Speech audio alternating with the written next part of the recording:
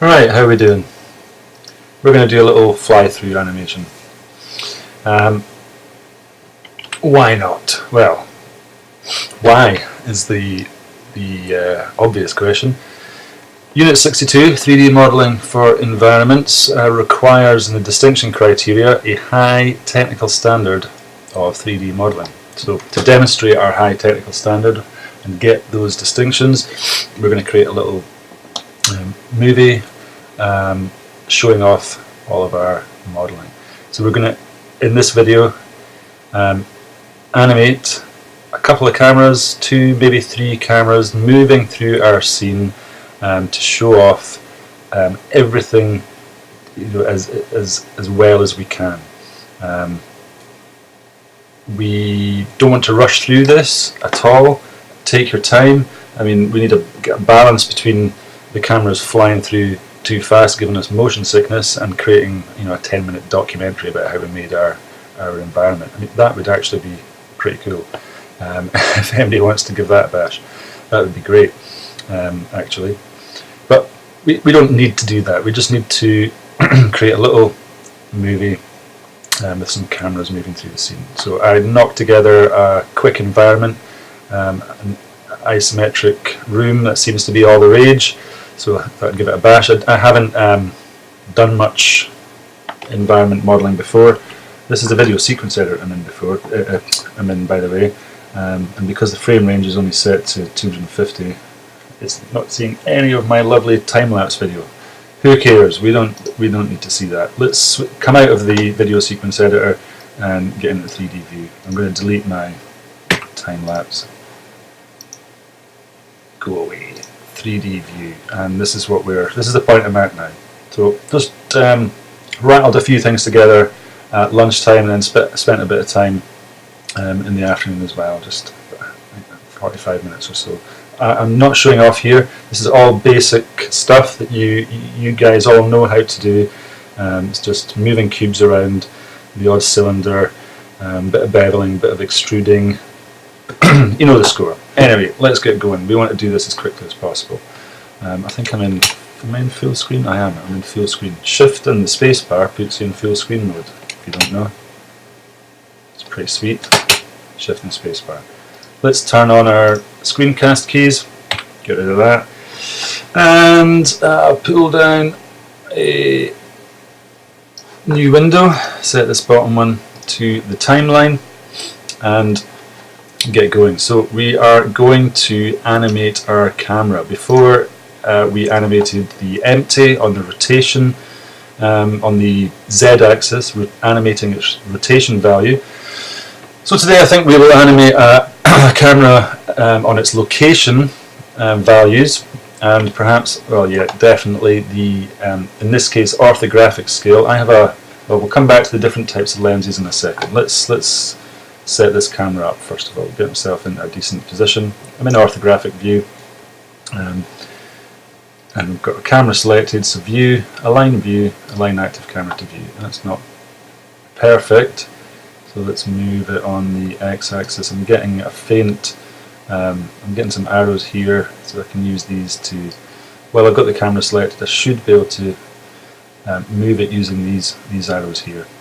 So we're just moving the camera until we get it nicely centered. This is going to be the start point of our animation.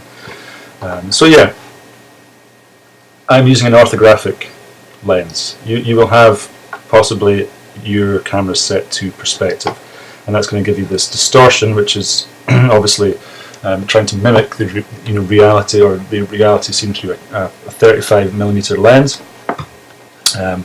And if you want to use that, that's fine. I think for my purposes and many of yours, this orthographic lens will be better. If you're using a perspective lens, we're going to animate the focal length to create a zoom, and if you're using the orthographic lens, we're going to animate this orthographic scale. And we're going to use keyframes again, obviously. Keyframes being markers which define the start and end point of various types of transition, types of movement. It could be you animate a cube small, in keyframe 1, and then you scale it up in keyframe 45, and the Blender fills in all the frames in between. We're going to create this zoom.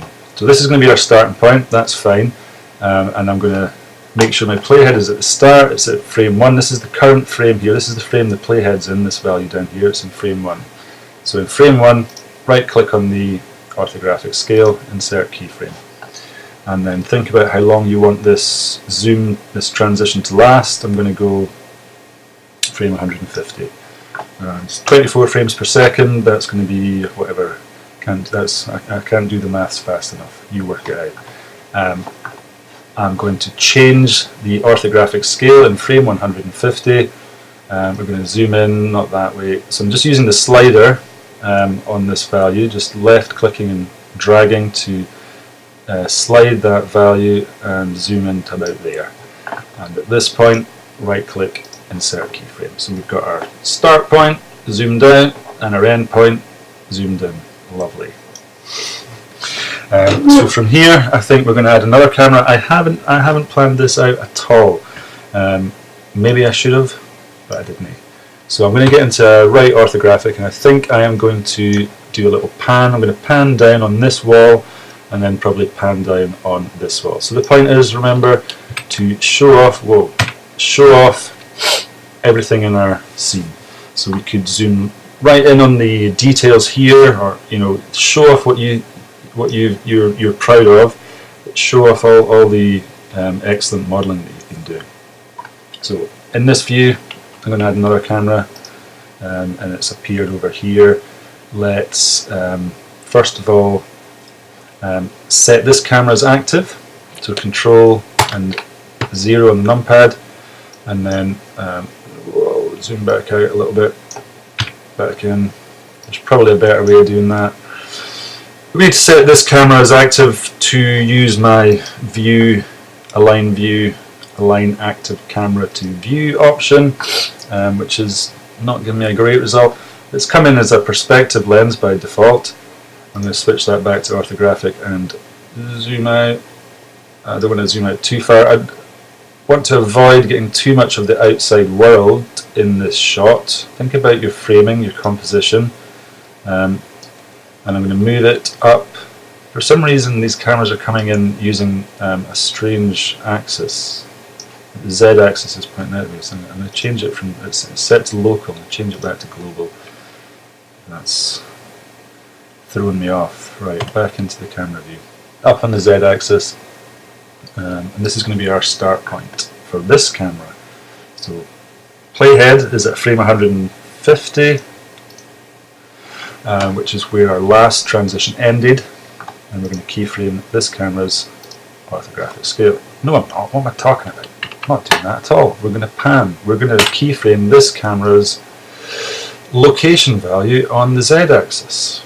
So that's where it is just now. Right click, insert single keyframe. So now we are animating the location of this camera. We were animating the rotation of our empty for our turntables. Now we're going to animate the Z axis of this camera. So that's the start point locked in. I'm going to move my playhead,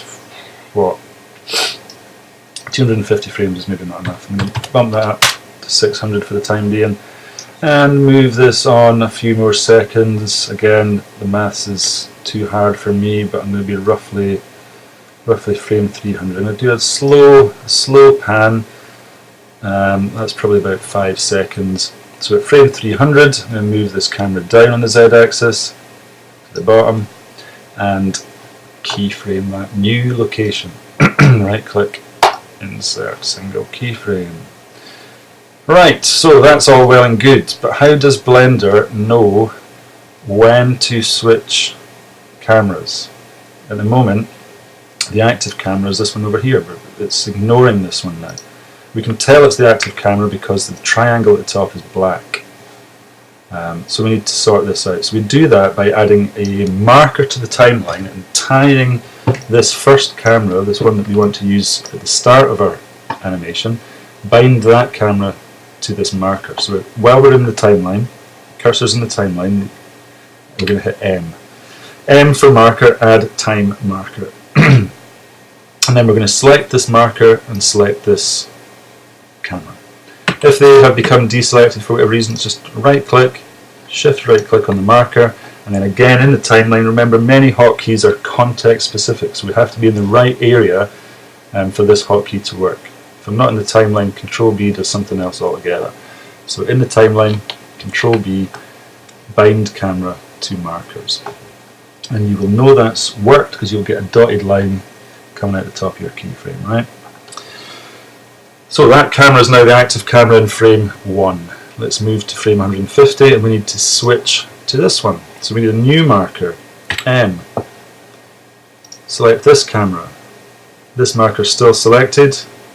Now it's not, that doesn't look like I've put it in exactly the right spot. So I'm going to zoom in a little bit and I'm going to hit G to grab it and move it into the right keyframe. I could move it, you know, if I wanted to switch cameras here, it would just pause, the first camera would stop at that point and you get a little bit of a pause and then it would switch. That might be alright. It's not what I'm going to do. Marker back to frame 150. Got them both selected. Control B, dotted line, popping out the top there. Right. Has it worked? I don't think it has.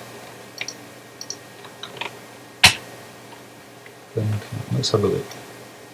Yeah, it has worked. So you can see the black triangles changing. Okay, so we could test that. Let's do. Let's go into the camera view. I'm not going to start at the beginning. Alt A gets to frame 150. Switches to a new camera, and that's quite a slow pan. It's dropping frames when it's previewing here, so we can come down to our timeline and from the sync, in the sync mode options, we can choose this frame dropping option, and it will try and drop unnecessary frames to give you a more appropriate frames per second. It's not near. Yeah, I think that's a slightly smoother pan. So I think, you know, this point, it's up to you. I'm going to leave it there. I think I'm not going to carry on, but it's the same process. I would probably want to add a new camera that pans down this wall slowly. Maybe zoom in on the details. Have a look at as I said, all this lovely modelling that you've done. It's up to you, but take your time. Don't speed through it. Think about what is appearing in the frame. This is a really good exercise for when we come to start animating cameras and thinking about our storyboard. I think that will be very helpful. Okay, so very basic fly through for our environments. I will go over rendering. I'm going to make another video just to go over rendering as well, so that you can have a go at that at home. Rendering in Blender render, and also a basic kind of run through of rendering in the Cycles engine also. Okay,